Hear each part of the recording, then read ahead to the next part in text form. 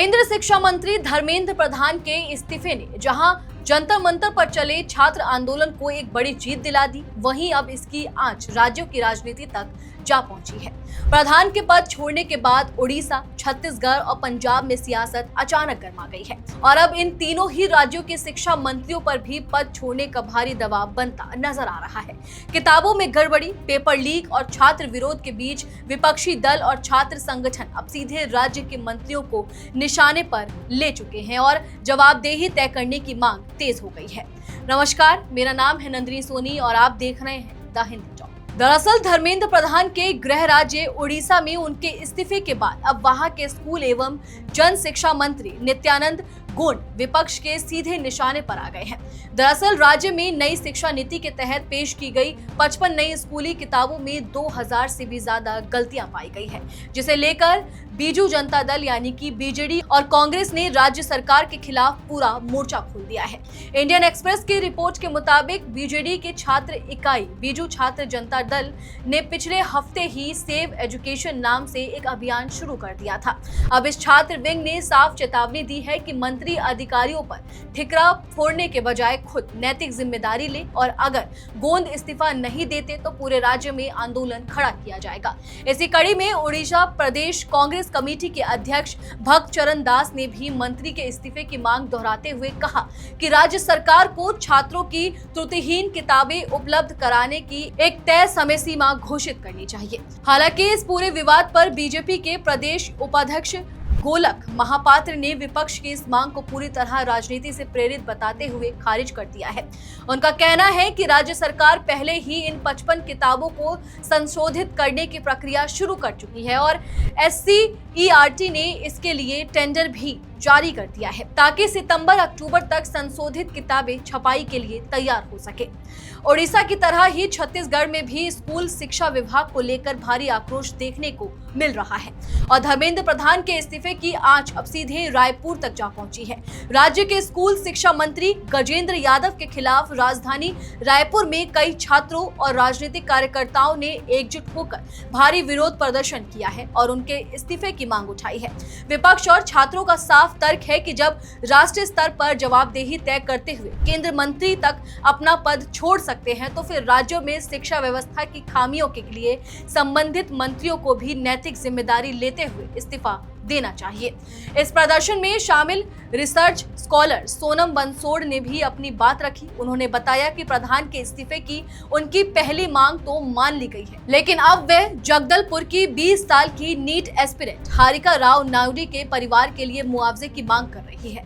गौरतलब है कि हारिका ने पेपर लीक के बाद दोबारा हुए एग्जाम में फेल होने पर आत्महत्या कर ली थी। प्रदर्शनकारियों ने इस साल की शुरुआत में ही 12वीं क्लास की हिंदी परीक्षा के पेपर लीक होने का मुद्दा भी उठाया। बंसोड़ ने कहा, प्रधान के इस्तीफे की हमारी मुख्य मांग पूरी हो गई है।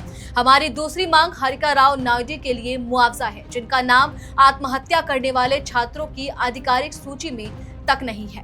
तीसरी बात, हम राज्य के शिक्षा मंत्री गजेंद्र यादव के इस्तीफे की मांग करते हैं क्योंकि उन्होंने पहले ये बयान दिया था कि धर्मेंद्र प्रधान को अपना इस्तीफा वापस ले लेना चाहिए। इस पूरे विरोध प्रदर्शन में कांग्रेस की युवा शाखा भी शामिल हुई और उसने भी यादव के इस्तीफे की मांग को अपना समर्थन दिया।